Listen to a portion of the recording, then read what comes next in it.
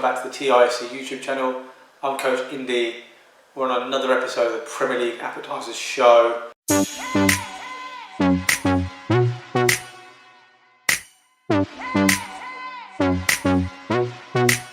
you haven't subscribed to the channel already, please do so. Click that notification bell as well. It does help the channel grow and it will help to reach more people.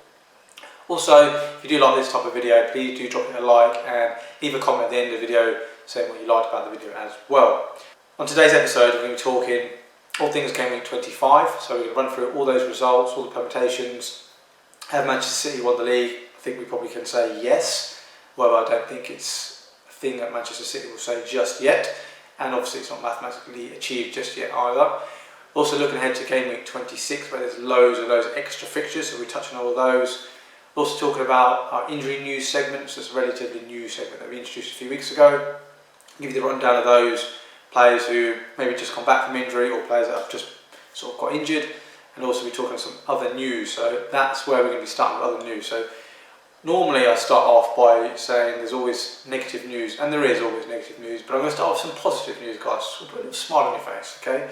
So the government have announced that the non-league sport is to return on the 29th of March. So basically grassroots, whether it be football, tennis, golf, all that kind of thing. So that'll be back on the 29th of March, which is obviously not long away, sort of 5 weeks away, 6 weeks away, which is really, really good news. So that's positive news to start off our other news segment, if you like. So obviously kids football, Colts football, that kind of thing, everyone can sort of go and play again and sort of be amongst their friends and just have a good time, really. So that's a good thing. Next thing to talk about is National League South and National League North voted to null and void the season. Effectively, there was a voting system. There had to be X amount of numbers in favour of either way, and they voted in favour for the season to be null and void. So there can be no promotions, no relegations. Everyone's just going to remain in the season, in the leagues that they're in, and then they'll just start fresh as of probably August time next, or later on this year, should I say. Mainly down to probably finance. I suggest they can't afford to pay the players, the games can't fit in because there have been so many cancellations because of COVID, all that kind of thing. Let's talk about the FPL game a little bit here, guys. It does relate to the Premier League a little bit as well. So, I don't know if you heard on Friday before the sort of the first game, which was Leeds, or Wolves versus Leeds, should I say, there was some news coming out that Jack Grealish could miss the game on Sunday against Leicester. Possibly could miss between 2 to 4 weeks, which we'll touch on a bit more in the injury news segment. But also Alioski was also rumoured to miss that game Friday night as well. So basically those two players, the reason why they were both rumoured to be missing for those games, whether for injury or just rotation or being dropped, etc. So I think there was 3, maybe 4 Aston Villa members, whether it be coaching staff, players, that kind of thing, all took out Jack Grealish out of their team in the FPL ahead of the deadline. And also Liam Cooper of Leeds, the captain, he took out Alioski out of his starting 11 and put in someone else as well. So that was all kind of leaked before the deadline. So obviously now, because all this has all been leaked, at board level now, in terms of the Premier League, it's now a discussion point whether they ban players from playing FPL altogether. Do they say, right, you can't pick players from your own club, i.e. I'll use Matt Targett as an example because he was one of the players, along with Horahan, who's on loan at Swansea now. But both of those took out Jack Grealish out of their team and put in obviously someone else, known for well that he's going to be out for a period of time. Should Matt Targett, as an example, not pick any Aston Villa players, so then, you know, if a player is missing, then it's not sort of leaked, if that makes sense. So that's an interesting and kind of funny talking point as well. I don't think they're going to ban the players from playing. It's a bit funny at the end of the day. It's just a bit of unfortunate for Aston Villa that the team news was released.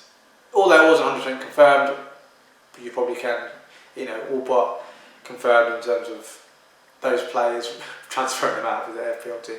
I thought that was quite funny actually. But moving to some other news, Manchester United, a couple of their staff members tested positive for COVID-19 and they missed the Newcastle game. So I don't know for definite who they were, but people that were missing were Kieran McKenna, who's a coach, Michael Carrick, who's a coach, Mike Phelan, who's a coach, and Ralph, I can't think of his surname, who's a goalkeeping coach as well. They all missed the game, so then Nicky Butt and Dempsey stepped up to sort of help Solskjaer through the game against Newcastle. The last thing I'm going to talk about is Everton have been granted planning permission for their new stadium, which is going to hold 52,888 fans, which is really, really positive news for them. And given the fact they're doing quite well this season, potentially getting to Europe, and obviously they've got a big manager in Carlo Ancelotti, everything seems to be pointing in the right direction in terms of Everton's progression as a club. Going to move on to some injury news. Raul Jimenez, obviously we spoke about him in the past, but he is now back in training with Wolves. Partly individual, partly group stuff. I imagine the group stuff's just rondo, so it's nothing related in terms of probably heading or anything like that. So that's good news for Wolves, and obviously he's a massive miss for them. However, I will say there's no sort of time frame in terms of him coming back. Gundogan, which he missed last week's game, is back fit now. He started the Arsenal game. He's ready to go for the sort of the last stint of the season, if you like. Touched on Jack Grealish, he's going to be out potentially for 2 to 4 weeks. There's sort of the numbers that have been rumoured around. However, Dean Smith did say he's touch and go whether he can be fit for Leeds, which is obviously only a few days away. So whether he's just trying to play mind games with Bielsa there, I don't know. The likelihood is he's probably going to miss that game as well.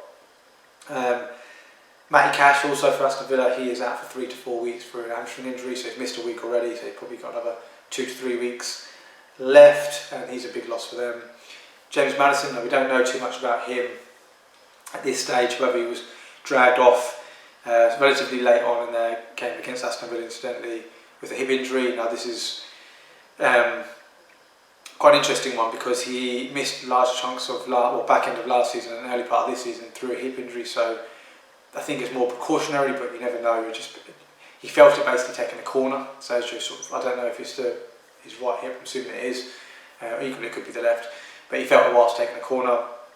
And then Jordan Henderson, Liverpool captain, he has, I don't know if he's on his groin or quad, I'm not sure exactly, I think it might be the quad, but he's going to be out for Liverpool for a period of time as well. We don't know the extent of that injury, and obviously we know about Liverpool's centre-back decimation in terms of personnel available, so yeah, not good news for Liverpool there. Going to move on to Game Week 25 results. There we go. So, touched on the Friday night game, Wolves versus Leeds. This finished 1-0 to Wolves. There's actually no goal. Adama Traore him and Neto actually switched positions in this game. So ordinarily Neto would play on the left and Traore would play on the right. They switched, so they're both sort of cutting into their favourite foot. Traore went on a bit of a mazy run, had a strike from about 25-30 yards out. Really, really powerful strike, which you kind of expect for a physical athlete like Traore. Hits sort of the underside of the crossbar / post, and then hits Meslier as he sort of dive landed to the ground, he's hit his back and gone in. So a bit unfortunate in terms of how the goal was scored.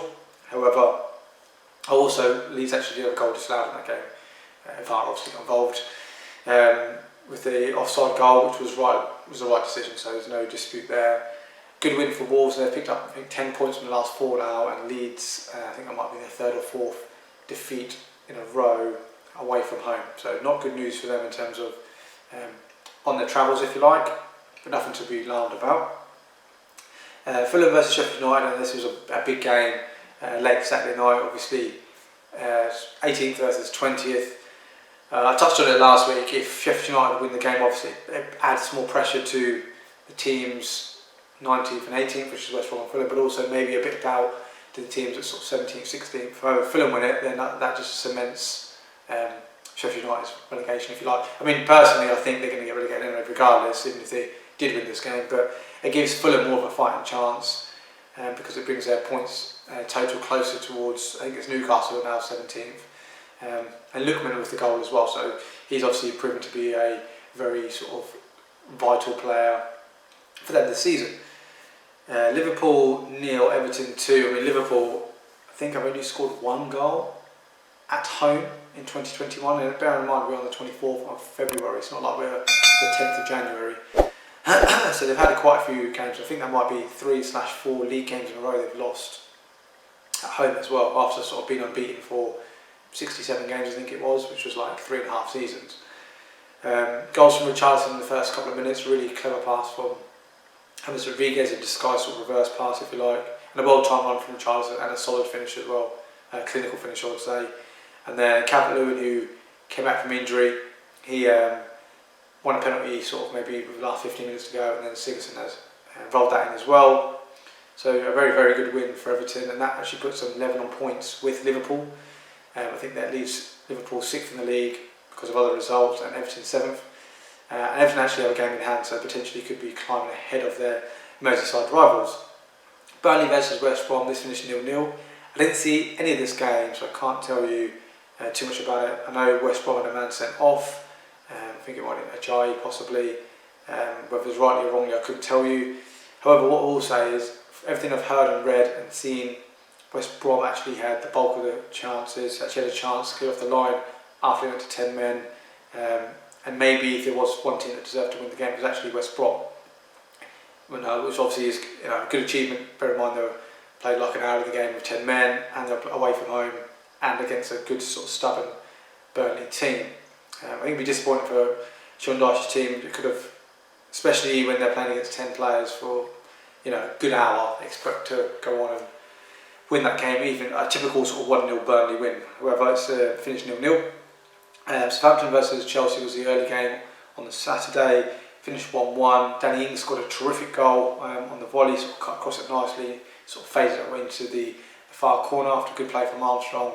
And then Mason Mount equalised from the penalty spot and it finished 1-1. It was actually an interesting test to see how Thomas Tuchel's squad would cope after being behind. So I don't think they've been behind under Thomas Tuchel's reign, and it's only been sort of half a dozen games prior to that game, and they've always been ahead or they've drawn the game. So for them to come back in the second half and draw the game, it shows a bit of fighting spirit. But maybe it's not as rosy as we think. When they do go behind, maybe they just needed that bit more mental toughness, which might come over time. It does something you can grow and develop in your career. Moving to Sunday, then we had a London derby, West Ham versus Spurs. Finished 2-1 to West Ham.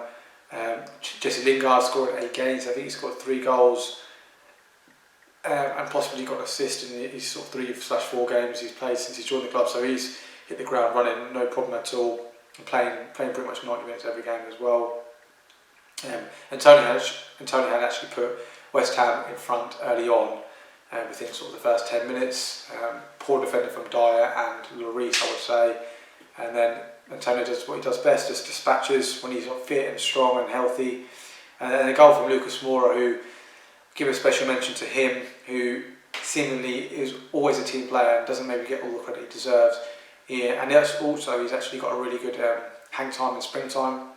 And he scores from a good header from a corner, from a Gareth Bale corner actually. Who incidentally actually, I would say, put in his best performance since he's rejoined Spurs, and obviously that's sort of 5-6 months down the road, which is not necessarily a good thing in terms of Gareth Bale's reputation. So yeah, good win for West Ham. That did and has moved them into the top 4, which is really, really good news for West Ham. Aston Villa versus Leicester then, this finished 2-1 to Leicester. Goals from Maddison and Harvey Barnes in the first half, and it could have been more in the first half. Put Leicester up, and obviously we touched on Jack Grealish missing the game. Also Matty Cash as well, which is disappointing.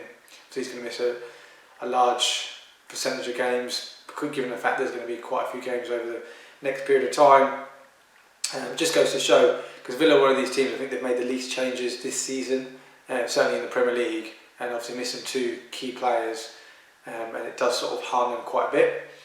However, Bertrand Traoré did score early in the second half to give them a fighting chance, but didn't have enough quality and endeavour to sort of get that equaliser. And I think it was a deserved win for Leicester, given the fact that the amount of chances they had in the first half.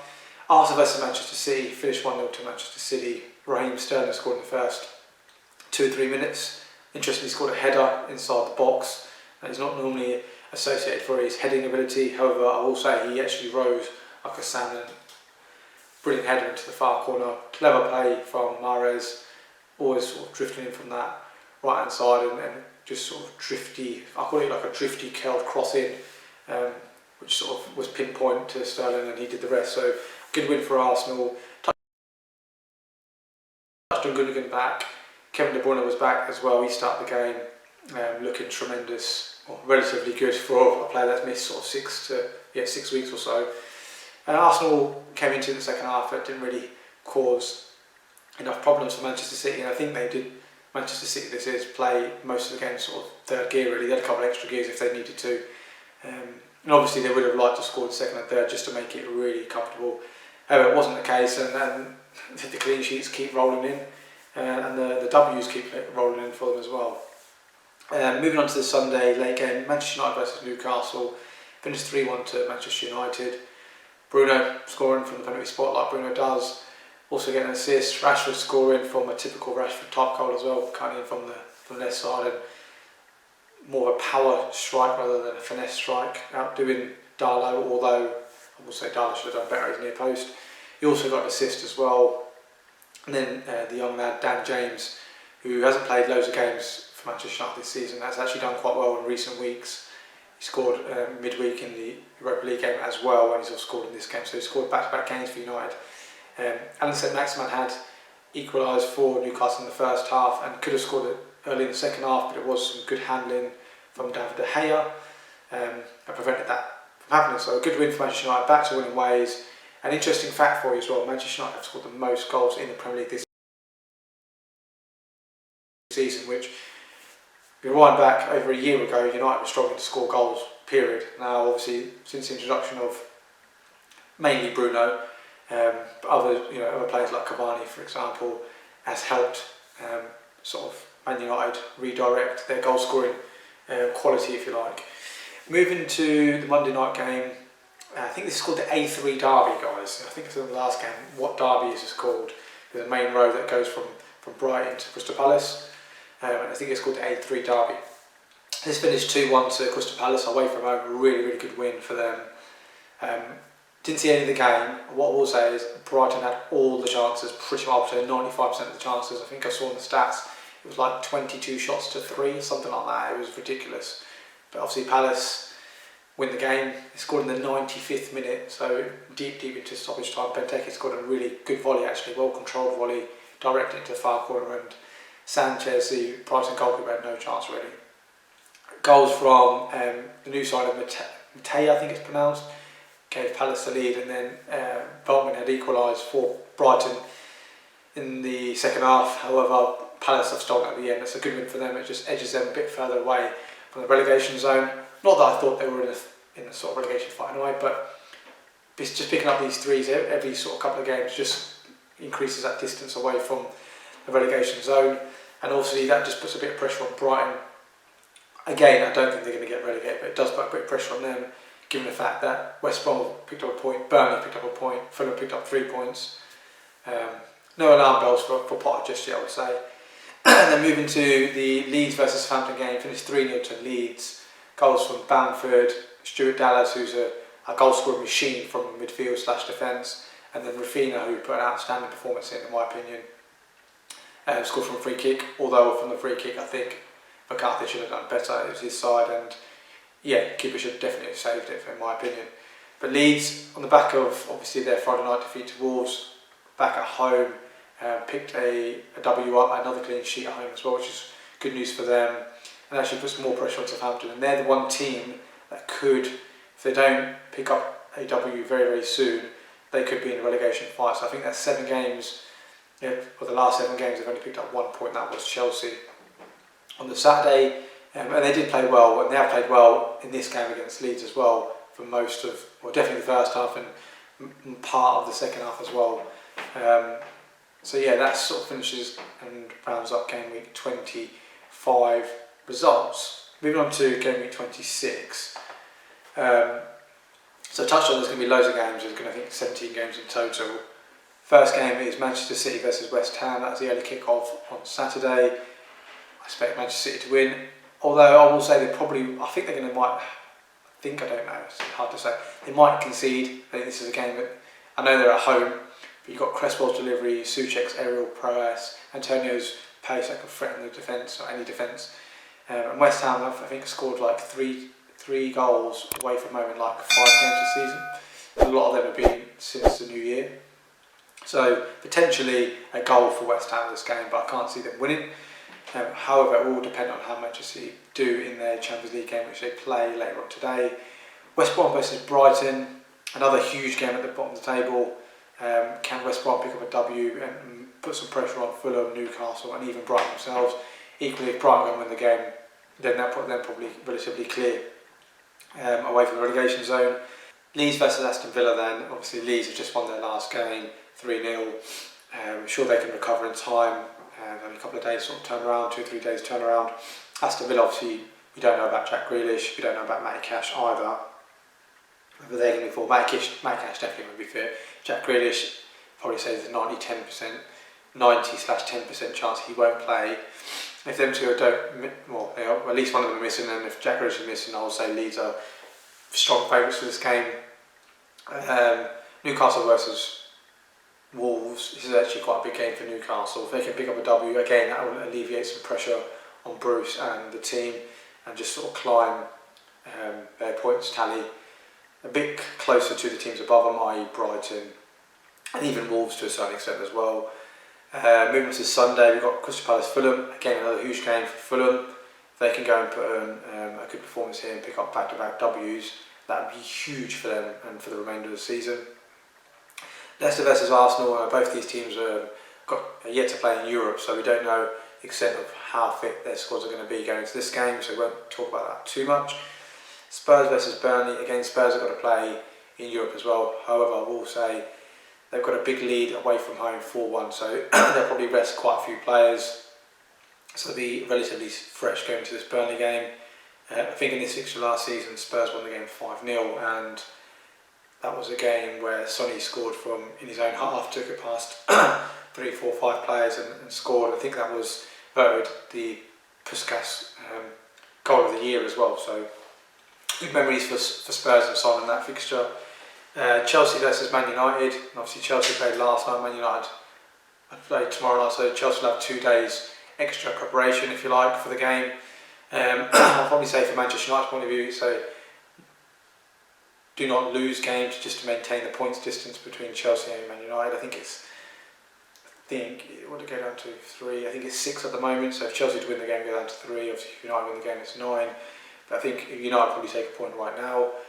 Maybe that's a bit negative because you're thinking about the top 4 as opposed to actually thinking about getting 3 points and fighting to get closer to Manchester City. Yes, that'd be a big game. And then obviously you've got Sheffield United versus Liverpool. I think Sheffield United are dead and buried in a way. It's a big game for Liverpool because all their teams are around them, but Everton would have played. They could have found themselves even further behind and dropping down the table as well, depending on how the results go. Moving on to the Monday night game, we've got Everton versus Southampton. This is a very, very favourable fixture for Everton, given the recent form of Southampton. I know the recent performances of Southampton have been better, but obviously their confidence has been hit, especially when they go a goal behind. They seem to be deflated quite a bit, and the lack of belief sort of comes into play as well.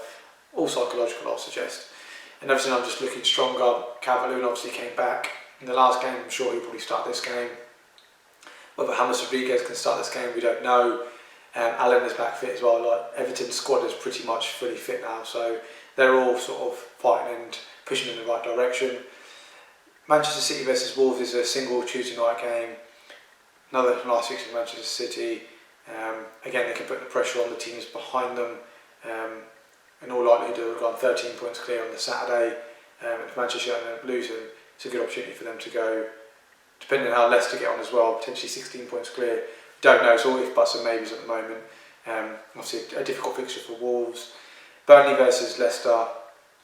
Again, another good game. This game last season saw the demise of Jamie Vardy. He just couldn't score, couldn't hit a barn door. I think he had a penalty saved from Nick Pope as well in this game, so that wasn't particularly great from his point of view. And obviously Burnley, it's a nice sort of fixture, if you like, and a sort of nice reminder, if you like, of how they did in this fixture last season. So Sheffield United versus Aston Villa. This is potentially a nice fixture for Aston Villa. I've almost put them down as losing their next game at the weekend. However, if they do lose that game, going to the Sheffield United game is maybe a good opportunity to get back to winning ways. So yeah, it's a good fixture potentially for them, and maybe Jack Grealish is fit for that game, we don't know. Crystal Palace versus Manchester United finishes off the games on a Wednesday. Traditionally this has been a good fixture for Manchester United. I don't think they've ever lost at Selhurst Park. Touch wood. In the Premier League that is certainly, so hopefully that can continue in this game. Fulham versus Spurs is the first game on Thursday. Hope you're keeping up with the games, guys, there's so many to talk about. Yeah, Fulham obviously have got games, game at the weekend, and then obviously bounce into this game, so it's a bit of a London derby. Sorry, it is a London derby, should I say. And obviously Spurs doing Spurs things. Hopefully Kane and Son and them types of players can sort of be their talisman, if you like. West Brom versus Everton, a good fixture for Everton, a good fixture for West Brom in certain respects as well, potentially. Sam Allardyce going back to his old club as well. And then we round up Thursday night game, Liverpool versus Chelsea. So Chelsea have got two really difficult fixtures in this sort of double game week, if you like. Travelling to Anfield against the champions, what can they do in that game? Interesting to see how Thomas Tuchel faces sort of his German compatriot as well, if you like, in Jurgen Klopp. So that'll be interesting to see how he gets on there. We're just going to move on to Indy versus the rest of the world. So last week I had a new guest on. His name was Pat Bexfield. His name was Pat Bexfield. So I used to work with this lad. He now runs his own PT company. He's a good lad. He's not into his football too much these days because he's obviously running his own business, and he's just tied down with that at the moment, which I can totally understand. However, he was willing to get involved, and obviously there is an extra fixture in terms of the Leeds-Southampton game as well. So there's more points to be gained, if you like. So we'll start off with the Friday night game, Wolves versus Leeds.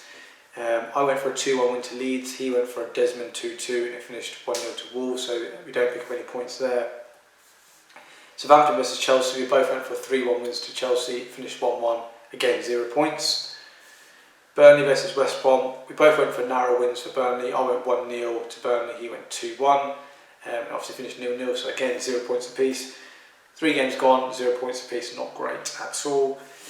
Liverpool versus Everton, I went for Liverpool to win 2-1, he went for Everton to win 3-1, so he's picked up 2 points. We love the courageousness there from Pat. He's picked up 2 points, I picked up 0. Fulham versus Sheffield United, I've gone for a 1-0 win to Fulham, he's gone for a 0-0, and it finished 1-0 to Fulham, so I picked up 5, he's picked up 0, so I'll take that all day long. West Ham versus Spurs, I went for a Desmond 2-2, he went for a Spurs 2-1 victory.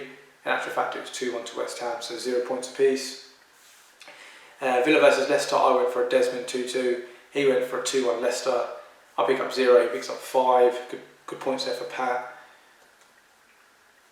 Arsenal versus Manchester City, I went for a 3-1 win for Manchester City, thought they might concede. He's gone for a 3-0 win to Manchester City, and it finished 1-0 to City, so both picked up 2, move on. Moving on to Man United versus Newcastle, finished 3-1 to Man United. I predicted 3-1 to United, Pat predicted 3-0, so I picked up 5, he picked up 2. Brighton versus Palace. Now this was, for me, whoever got this, well, looking back at it now in hindsight, this was the turning point of the round of the fixtures in terms of points either way. So I went for a 1-1 in this game, which it was until the 95th minute, and Pat went for a 2-1 Palace win, and it was 1-1 until the 95th minute, and it finished 2-1 to Crystal Palace. So he's picked up 5, he picked up 0, I was on 5, he was on 0, and that swung in his favour. So fair play, that's how the results are predicted, doesn't matter what minute they come in. And then the last game, Leeds versus Southampton, I went for 2-1 to Leeds, he went 1-1, and it finished 3-0 to Leeds. So I pick up 2, he picks up 0. Scores on the doors are as follows. I picked up 14, which is a decent, healthy score, but Pat's picked up 16 for the rest of the world. So 30 points in total from both. You expect it to be a little bit higher because of the extra fixture. That moves the cumulative scores to Indy 192 and the rest of the world 187, so there's 5 points in it. Guys, that concludes another episode of the Premier League Appetiser show. If you haven't subscribed to the channel, please do so. It does help the channel grow. If you do like this type of video, please do drop it a like. Leave a comment as well, what you're saying, what you like about the video. We'll see everyone next week.